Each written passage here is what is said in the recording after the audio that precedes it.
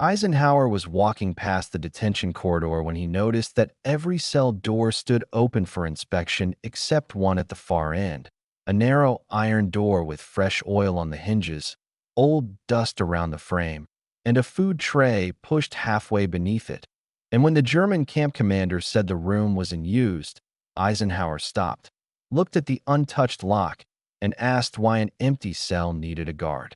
Eisenhower entered the German POW camp with a small American inspection party after the surrender papers had been signed, and the German commander, Colonel Hartmann, led him through the main yard with a prepared report that showed prisoner counts, medical lists, ration totals, and transfer schedules ready for approval. The first barracks matched the numbers in the ledger, the kitchen stores matched the ration sheet, and the infirmary held exactly the men listed by the camp doctor. But Eisenhower kept moving because the inspection map showed a detention block behind the administrative hut that Hartmann had not mentioned. Hartmann said the block was an old disciplinary corridor no longer in use. Yet an American captain named Reeves noticed a guard standing beside the rear door with a key ring in his hand, and the guard stepped backward as soon as Eisenhower turned toward him. Inside the corridor, 5 cell doors stood open with straw swept into piles, empty bowls stacked outside, and names chalked above the frames from older punishments. But the 6th door at the far end remained locked with a newer chain and a polished padlock. Eisenhower asked why one cell was always locked, and Hartmann answered that it stored broken tools from the winter, but Reeves pointed to a fresh food tray pushed beneath the door and a wet cup beside it, neither of which belonged in a storage room. Hartmann ordered the guard to open it, but the guard claimed the key had been taken by the clerk during the morning count, and Eisenhower immediately ordered every German staff member held where he stood until the key appeared or the lock was cut. An American engineer forced the chain apart, and when the door opened, the cell did not contain tools because it held a narrow cot, a prisoner coat without a number tag, a torn blanket, and a chalk mark on the wall showing 7 short lines and 1 longer line beneath them. Reeves searched the cot and found a folded camp notice hidden under the mattress, written in German but signed by Hartmann, ordering that no prisoner was to enter the corridor after dusk and that no clerk was to record meals issued to the locked cell. Eisenhower ordered the detention ledger brought from the office, and the book showed that the 6th cell had been closed for months. Yet the kitchen assistant admitted that 1 extra tray had been carried to the corridor every night by a guard who reported directly to Hartmann. The prison yard changed at once when Eisenhower canceled the afternoon transfer, placed American guards at the detention block, and ordered Hartmann separated from the clerk, the kitchen assistant, and the corridor guard before their stories could be aligned. Reeves found one more clue inside the cracked plaster near the cot. A small strip of paper bearing only 3 words in English, "Not German officer," and Eisenhower understood that the locked cell was hiding more than a punished prisoner or a missing entry. Subscribe for more forgotten German POW stories like this one. The escalation began when Eisenhower ordered every prisoner who had worked near the detention corridor questioned by a rival group, and the camp interpreter discovered that several men knew about the locked cell but had been told the prisoner inside was a dangerous spy who could not be named. A German prisoner named Vogel came forward from Barrack 3 and said he had seen a man removed from the cell before dawn 2 days earlier, not wearing a German uniform, but wrapped in a blanket with American field buttons sewn to the edge. Hartmann denied the statement, but Reeves searched the corridor drain and recovered a rusted button marked with U.S. Army lettering, which forced the American officers to reclassify the detention block as a possible hiding place for a captured Allied soldier. The camp doctor was brought to the cell, and he admitted treating a nameless patient there for fever and a shoulder injury. Yet he claimed the patient had spoken German with an accent and had refused to give a number when asked. Eisenhower ordered the infirmary medicine book opened, and Reeves found that quinine, bandages, and broth had been issued to Cell 6 under no prisoner number for 8 days, while the master count showed no extra prisoner during that same period. The kitchen assistant then identified the corridor guard as Sergeant Lenz, and when Lenz was searched, American MPs found a small notebook inside his boot listing meal times, guard changes, and one repeated phrase written beside the sixth cell: "Move before inspection." Eisenhower ordered the camp gates sealed and every vehicle checked, because the note proved the prisoner had been scheduled for removal before the inspection revealed the cell, but the vehicle yard already showed one covered truck missing from its row. Reeves followed tire marks from the yard to the laundry shed, where American soldiers found fresh blanket fibers, a broken stretcher handle, and a coat patch cut from a U.S. engineer uniform hidden inside a basket of dirty cloth. A British liaison officer attached to the inspection party recognized the engineer patch as belonging to a missing bridge survey team that had vanished near the river road, and Eisenhower sent a patrol toward the last known bridge site before Hartmann could hear the destination. The patrol returned with a torn map case and a field pencil from the roadside ditch, while Vogel identified the pencil as the same one the prisoner in cell 6 had used to mark the wall before the guards carried him away. Hartmann tried to blame rogue guards, but Reeves found a locked drawer in the commander's office containing false transfer permits, a list of German officers needing westbound passage, and a rough sketch of the same river road. Eisenhower ordered Hartmann placed under armed arrest because the locked cell had escalated from a hidden room into a link between a missing Allied engineer, a secret vehicle movement, and an escape route built around information stolen from a captive. The major consequence came when the River Patrol reached the abandoned bridge works and found American survey stakes pulled from the ground, German boot prints near the embankment, and a fresh wagon track leading away from the unfinished crossing toward an old sawmill. Reeves searched the sawmill office and found pages torn from an engineer notebook, with calculations for temporary bridge supports written beside German route marks, proving that the prisoner from Cell 6 had been forced to correct plans for men trying to move through the area. Eisenhower sent an urgent message to headquarters warning that the river crossing might be compromised, then ordered every German officer named in Hartmann's drawer confined separately so the escape network could not shift to another route. Back at the camp, the arrest of Hartmann caused unrest among the German staff, and one clerk tried to burn the vehicle log in the kitchen stove before an MP pulled the half-charred book from the flames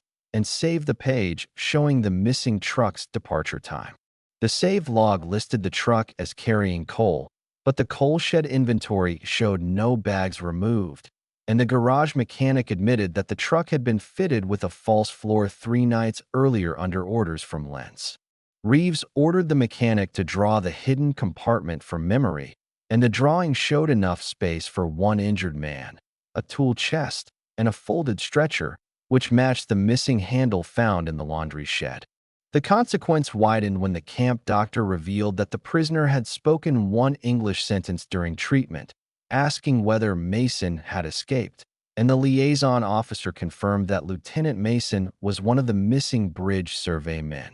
Eisenhower ordered the names of all missing survey members sent to the camp yard, and when Vogel heard them read aloud, he identified the prisoner from Cell 6 as Corporal Ellis, the survey team's draftsman, not a German prisoner at all. The proof forced Eisenhower to suspend every planned transfer from the camp, place American clerks over all records, and move trusted guards to the towers, because the camp had hidden an Allied captive inside German disciplinary paperwork while preparing to move him again. A new patrol reached the sawmill loading track and discovered a second trail toward a farm depot where sacks of grain had been arranged to hide fuel cans, civilian coats, and road passes signed with copied American initials. Inside one coat pocket, Reeves found a small folded note written in shaky English, warning that Mason was alive but being used as the final guarantee for German officers who wanted safe passage beyond the river. Eisenhower understood that Cell 6 had only held one piece of a larger bargain, and the consequence became urgent because Ellis had been moved, Mason was still missing, and Hartmann's network had enough stolen documents to keep changing identities before the Americans reached them. The major reversal came after midnight when Sergeant Lenz asked to speak and claimed that Hartmann had not locked the cell to hide Ellis from the Americans, because he had locked it to hide Ellis from German officers inside the camp who wanted him killed after he refused to finish the bridge plan. Reeves doubted the confession until Lenz produced a key from beneath a loose brick near the detention corridor, and the key opened a second door behind cell 6 that led into a narrow service passage not shown on any camp map. Eisenhower ordered the passage searched quietly, and the MPs found hidden medical cloth, an empty water flask, and a pencil message on the wall saying that Mason had been taken to the Chapel Road by men wearing German guard coats without insignia. The reversal shifted the investigation because Hartmann was no longer the only possible planner, and the real danger appeared to be a separate group using the camp commander's secrecy to remove witnesses and steal the escape papers for themselves. Hartmann was brought back under guard and confronted with Lenz's statement, and he admitted that Ellis had been hidden in cell 6 after overhearing names of officers preparing a surrender fraud, but he insisted that Mason had been taken by Captain Reuter, his own adjutant, before the Americans arrived. Reeves searched Reuter's empty room and found a torn order form stamped with Hartmann's seal, but written in another hand, along with a British ration wrapper and a list of civilian farms marked with small dots along the Chapel Road. Eisenhower ordered a dawn cordon around the farms, but before the patrols moved, a prisoner riot nearly began in Barak II when German POWs accused Vogel of bringing American suspicion onto the whole camp and tried to drag him from his bunk. American guards intervened and moved Vogel to the records office, where he revealed that Reuter's men had recruited prisoners with railway experience to guide hidden officers through farm tracks after the camp transfers resumed.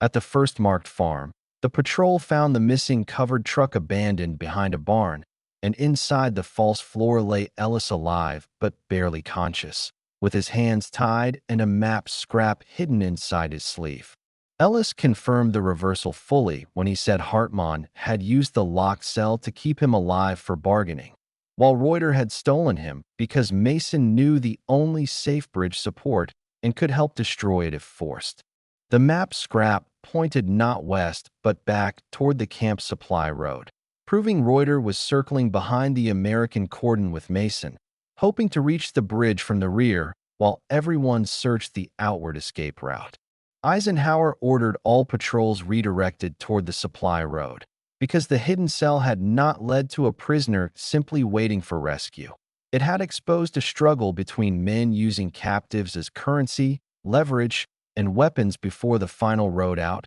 closed forever.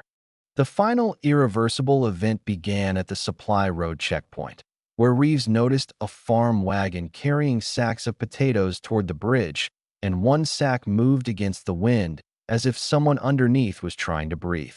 The MPs stopped the wagon, pulled the sacks aside, and found Lieutenant Mason bound beneath a canvas sheet, while Captain Reuter jumped from the driver's bench and ran toward a ditch carrying a folded bridge diagram. A warning shot stopped Reuter before he reached the trees, and Reeves recovered the diagram showing the weakest support beam at the temporary crossing, with a note ordering sabotage after the next American supply column entered the bridge. Mason was taken to the roadside and confirmed that Reuter had tried to force him to mark the beam, but Ellis had secretly changed one measurement on the plan before being moved, delaying the attack long enough for the checkpoint to stop the wagon. Eisenhower ordered engineers to the bridge immediately, and they found a small charge hidden beneath a loose plank, not enough to destroy the whole crossing at once, but enough to collapse it under heavy vehicles and block the road for days. The charge was removed under guard and placed beside the recovered papers, while Reuter, Hartmann, Lenz, and the named officers were brought to the camp yard and separated in front of witnesses from Barak II, the infirmary, and the detention corridor. The irreversible break came when Mason and Ellis each identified Reuter as the man who used the locked cell, the hidden passage, and the false truck floor to move prisoners between the camp, the farms, and the bridge route. Hartmann tried to present himself as the man who had protected Ellis, but Eisenhower ordered him charged for hiding an Allied captive, falsifying camp records, and allowing a secret passage to operate under his command. Lenz gave Reeves the final key ring and showed where Reuter had stored copied American initials in a tobacco tin, and the tin was sealed with the bridge diagram, vehicle log, medical entries, and the wall message from the hidden passage. Eisenhower signed an order ending all German control over the camp, canceling every transfer and turning Cell 6, the service passage, the truck, and the bridge checkpoint into linked evidence sites guarded by American MPs. The prisoners watched as the locked cell door was removed from its hinges and carried into the yard, where Reeves nailed the saved documents to a board beside it so every witness could see how one sealed room had concealed a road to a larger crime. The final act could not be undone because Mason survived, Ellis corrected the bridge plan, Reuter's sabotage failed, Hartmann's secrecy became evidence against him, and the cell that was always locked became the proof that the camp had hidden the war's final danger behind a single iron door. 2 days later, Eisenhower stood in the detention corridor while sunlight entered Cell 6 for the first time since the inspection, and Reeves placed Ellis's pencil message inside an evidence envelope beside the final key. Mason walked past the open doorway on crutches, stopped long enough to touch the removed lock, and continued toward the gate, while the camp clerk wrote the cell's last entry in a new American ledger that no room in the camp could remain closed without a name again. Most people know how World War II ended. Very few know what happened inside these prison camps. Subscribe for more untold WWII stories.